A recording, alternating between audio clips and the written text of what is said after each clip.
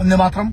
Bharatiya Janata party के उड़ीसा के मुख्यमंत्री मोहन चरण मांझी जी, आपसे सीधा बिल्कुल प्रश्न है। जो केआईटी यूनिवर्सिटी में जो बच्ची की आत्महत्या, जो एज ऑफ नाउ, जो पहले से जो समझ में आ रहा है पुलिस के जो दत्ता सिंह है उनके स्टेटमेंट के हिसाब से, वहां पर आपसे ये सिर्फ सीधा प्रश्न ये है आपसे कि जो ये टीचर्स बच्चियों को धमकाते, नेपाल की ये बच्ची है, उसको लमसाल, जो प्रकृति लमसाल बच्ची है जिसका अब इसमें आत्महत्या अगर पहली जो प्राइमा फेसी के हिसाब से अगर माने, इसको जो ये टीचर्स धमका रही है, मेरा आपसे मुख्यमंत्री जी से, जो भारतीय जनता पार्टी के, उनसे एक प्रश्न ये है, सीधा प्रश्न ये है, आप ये बताइए कि आपके राज्य में वो जो टीचर्स है, प्रोफेसर, जो महिलाएं हैं, 2 महिलाएं जो इन बच्चियों को धमका रही हैं कि तुम लोग यहां से निकलो, तुम नेपाल के हो और देख मत जाना वरना तुम पे डिसिप्लिनरी एक्शन होगा, इन प्रोफेसर्स के खिलाफ क्या कार्रवाई की आपने?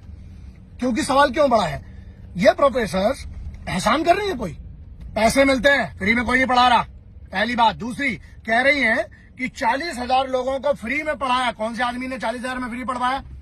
केआईटी उड़ीसा जो यूनिवर्सिटी फ्री में पढ़ा है। और ये आप यहां पर मुख्यमंत्री साहब और पूरी सरकार की जिम्मेदारी ये है कि ऐसी जो लेडीज हैं, जो कि प्रोफेसर्स हैं, इनको उड़ीसा नहीं, पूरे भारत के अंदर कहीं पर भी नौकरी नहीं मिलना चाहिए। एहसान नहीं कर रहे हैं, कोई पैसा मिलता है आपको, गुरु शिष्य परंपरा है, अगर आप गुरु के जैसा व्यवहार करेंगे तो शिष्य भी शिष्यों के जैसा व्यवहार करेंगे।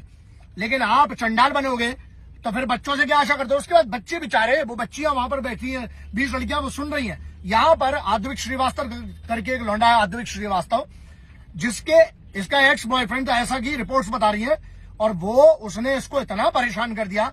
मेंटल हरासमेंट के खिलाफ क्यों नहीं क्लियर कट कानून की गाइडलाइन के हिसाब से इनको सजा, सबसे कठिन से कठिन सजा दी जाती है। यहां पर यह है फिजिकल हरासमेंट तो बात अलग है, लेकिन ये बात वही जाए, अबिटमेंट टू सुसाइड नहीं लगेगा इसके ऊपर, वो ठीक है, बाद में देखेंगे। क्योंकि अभी तो सबसे बड़ा जो दत्ता सिंह है, जो इनके कमिश्नर ऑफ पुलिस है, उनका जो स्टेटमेंट है उसके अनुसार ये है कि फॉरेंसिक्स के लिए लैपटॉप और मोबाइल ले लिया गया है, जो कि फॉरेंसिक एनालिसिस होता है, उसके बाद पूरी कहानी पता चलेगी, पूरी चीजें सामने आएंगी।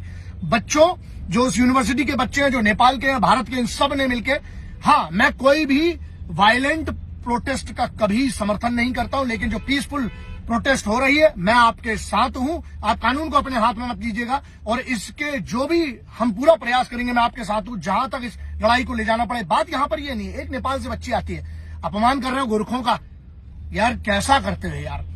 हमारे मित्र देश है, हमारे साथ के लोग हैं, वो बच्चे वहां से पढ़ने आते हैं, यहां पर इस भरोसे पे आते हैं, उस बात के बारे में सोचा? और तुम जो प्रोफेसर हो, ये 2 लेडीज, उस बच्ची का चरित्र हनन कर रहे हो। अच्छा, आपका चरित्र तो साफ दिख रहा है वहां पर, बच्चियों से जिस तरीके से बात करो, इतनी बदतमीजी से, ये प्रोफेसर हैं, वो तो ऐसा है।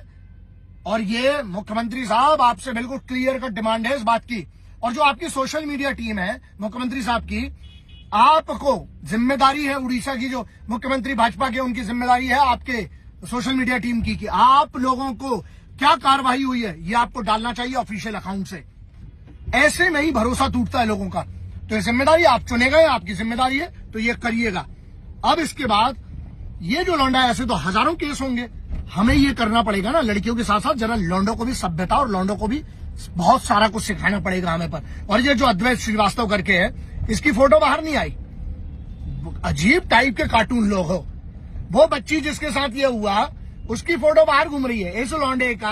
हाँ, इसको तो सीधी सी बात है, क्योंकि अबिटमेंट तो एक चीज है, लेकिन इस पर क्लियर कट मर्डर क्यों नहीं चलता? मर्डर के चार्जेस लगना चाहिए फॉरेंसिक एनालिसिस के बाद, क्योंकि मैं बगैर उसके पहले कुछ बोलना नहीं चाहता हूं। लेकिन बच्चों, मैं आपके साथ हूं, मैं आपके साथ हूं। जो केआईटी में उड़ीसा में जो प्रोटेस्ट चल रहा है, पीसफुल मार्च के, मैं साथ हूं, और मुझे पूरा भरोसा है कि आपको इस बात का न्याय मिलेगा। बच्ची की जान कोई नहीं लौटा सकता, लेकिन आगे ऐसा कुछ ना हो, उसके लिए हमें प्रयास करते रहना चाहिए। आप अपना ध्यान रखिएगा।